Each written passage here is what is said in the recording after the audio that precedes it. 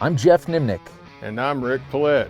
And we're the hosts of The Last Stand. Coyote hunting is my passion. And coyote calls are my livelihood. And together we aim to bring you the best predator hunting tips, tricks, and tactics, right down to The Last Stand.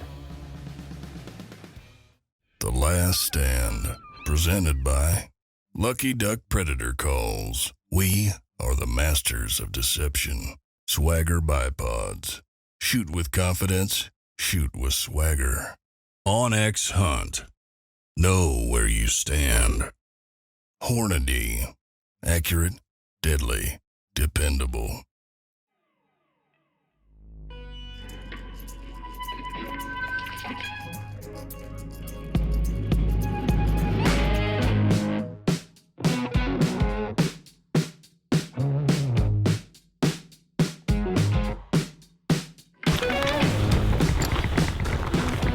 Day 2 in Idaho.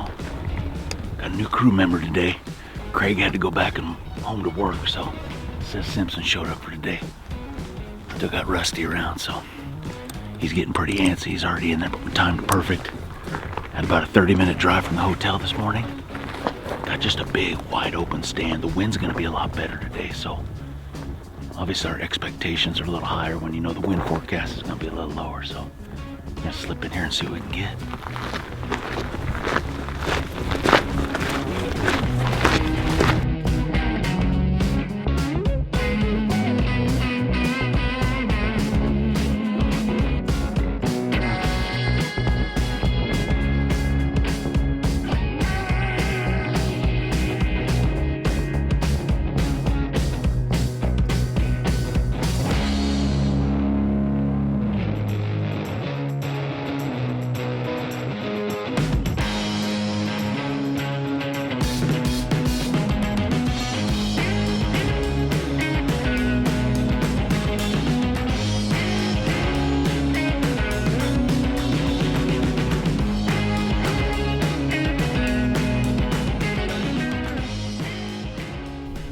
You know, Rusty kills as many coyotes as anybody out there, and part of this show is showing you guys different techniques, not just what I always do or not just what Rick always does, but to showcase some of that. So after making about 8 dry stands to start the morning, I decided it was time to pass the baton. So I passed the remote to Rusty, and he fired up his revolt, and he got to call him.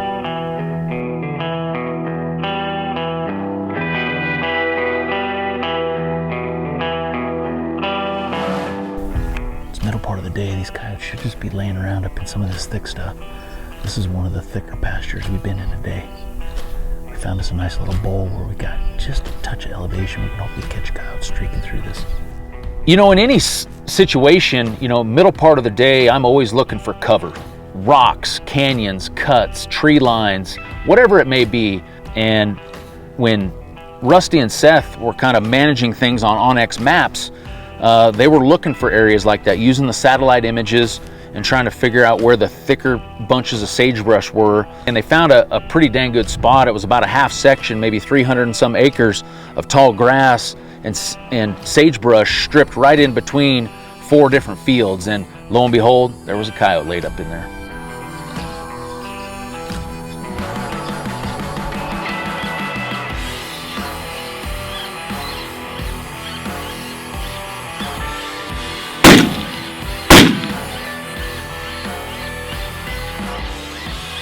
Never fails, man.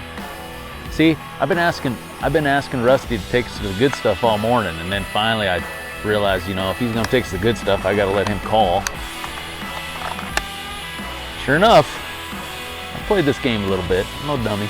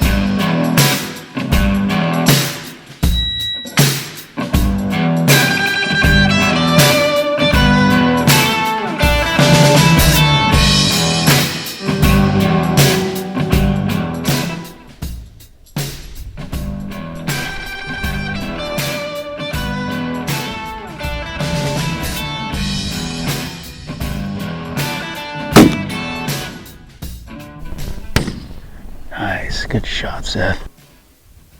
Had a baby. Using a squeaky little sound here. Oh, big meat rabbit. It's one of Rick's new ones.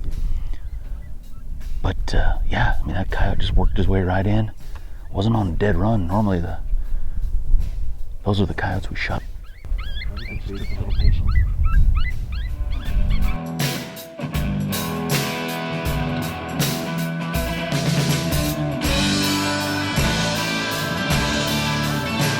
Why didn't you let him come lick the call a little bit? I was second guessing myself. I might have missed.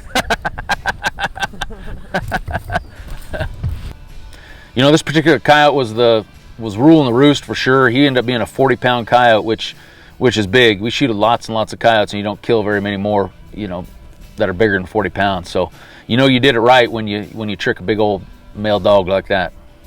Nice. 40-pounder. The first 40-pounder of the year. Been eating good all summer.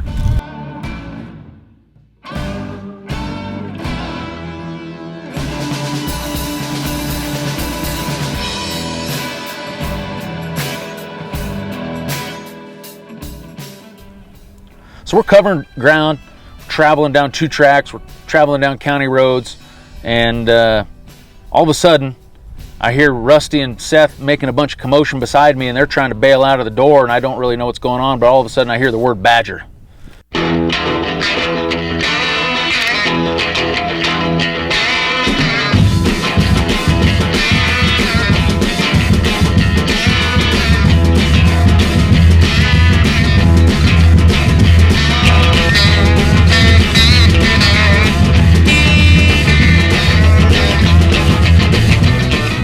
Now, Seth has told me stories about him catching these badgers by hand, and I'd seen a few videos that he's had before, so I knew he could do it, but I'd never seen it in person. But once he took off sprinting up that hill after that thing, I knew it was a matter of time before he was going to run it down. It looked like Forrest Gump going up through the sagebrush, tracking this badger down.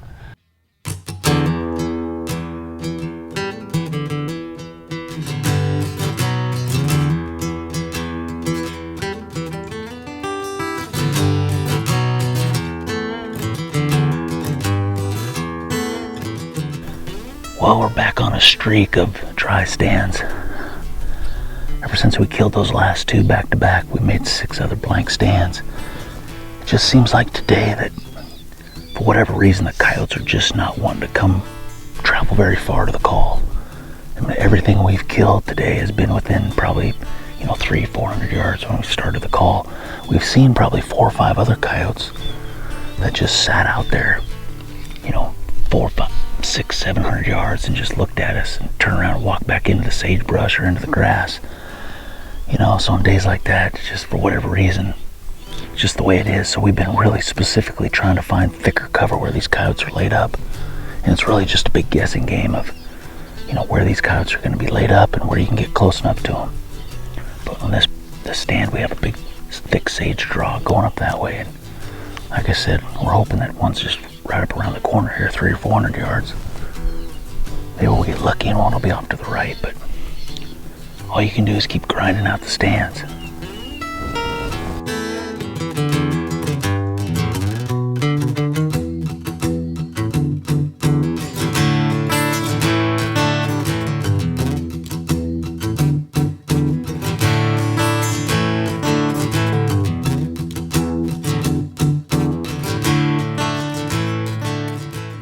Unfortunately, coyote hunting's not always glamorous and action-packed. A lot of times we got to work for the few coyotes we get, and the first day was like that.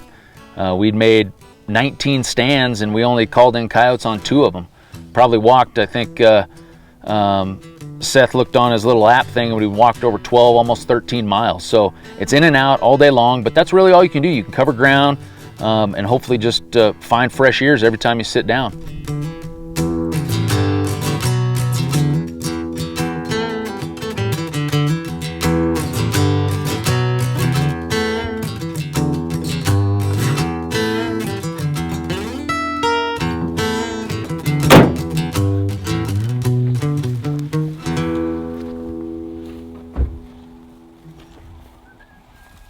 So going into the last day of the trip, we only have a morning to hunt before people have to scatter back to their own parts of the world. By now, after hunting for 2 days in Idaho, we kind of have a decent idea of what these coyotes are doing, what they're responding to, and that's a game plan. We're going to find cover close to this ag and see if we can get in within a coyote laid up in there.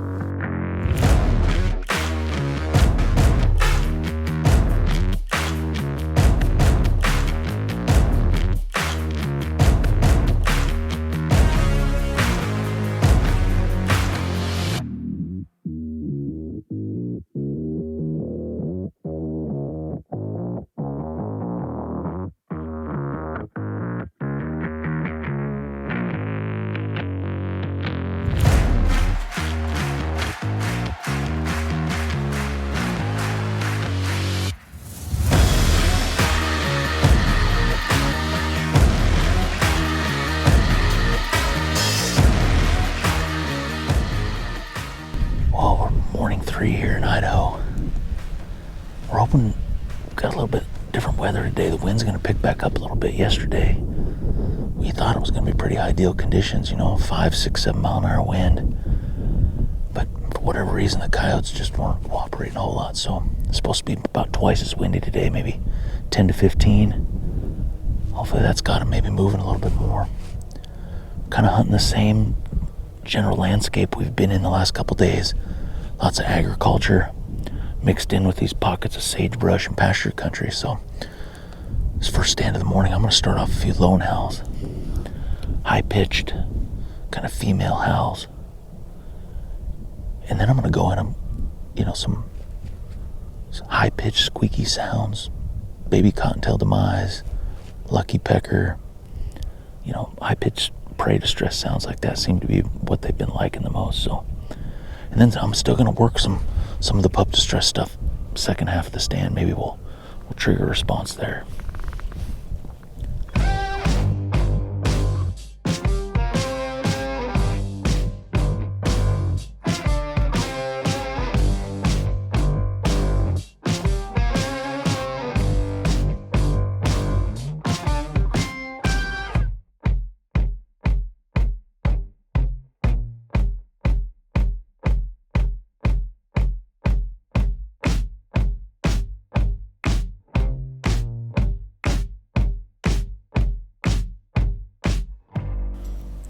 Just like every stand on this trip where we called in a coyote, things happen fast within the first minute or so.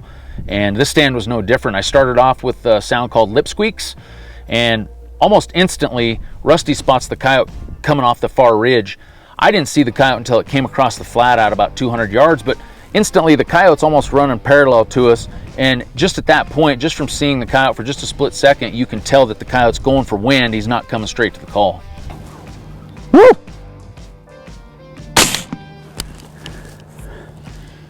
There we go, that coyote was circling downwind.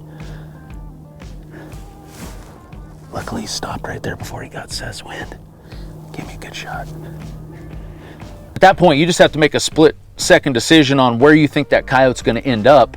And I made a move with my gun, and I caught a flash of him coming through the sagebrush, and I kind of anticipated and got my gun moved into the gap where I thought he was going to come out in, and sure enough, he came around the corner. Luckily, he wasn't on too fast of a run, and I was able to get him to stop at about 100 yards, and we had our first coyote of the morning.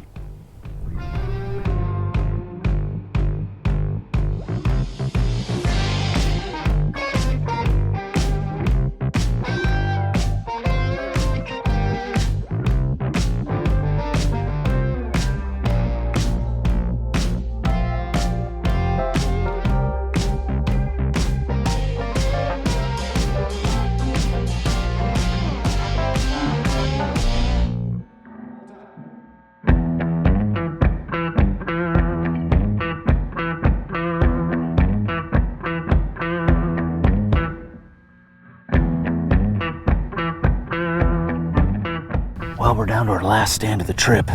We've made some phenomenal stands over the last 2.5 days. Been seeing lots of coyotes. They're just not wanting to come to the call, which sometimes that's the case. But Rusty got us here in another awesome spot. Lots of sage, lots of thick spots. Middle part of the day, the wind's blowing. There should be some coyotes laid up out here, so I'm I'm gonna stick the few coyotes we have called in. It's been on the squeaky sounds, baby cottontail, the lip squeaks, lucky pecker. So I'm gonna give that a go and see if we pull out a little last stand magic here.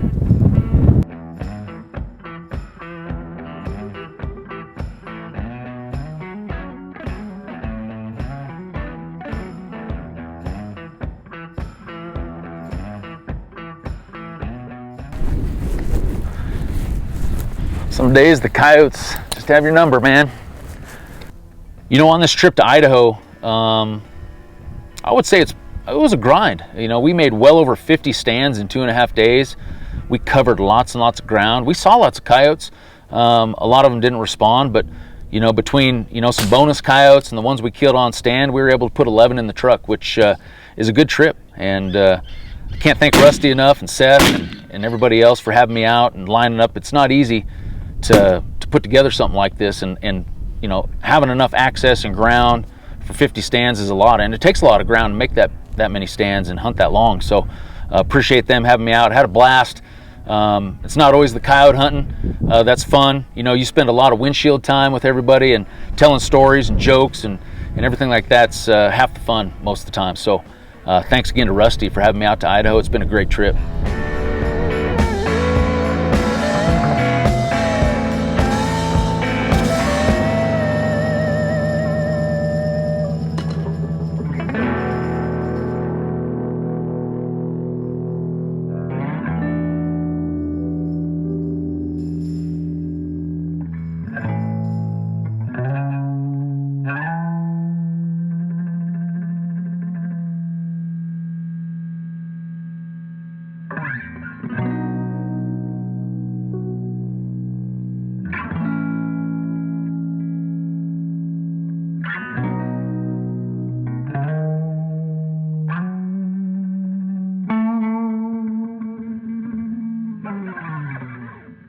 You know, the great thing about this being a YouTube series is you guys can leave comments, ask questions.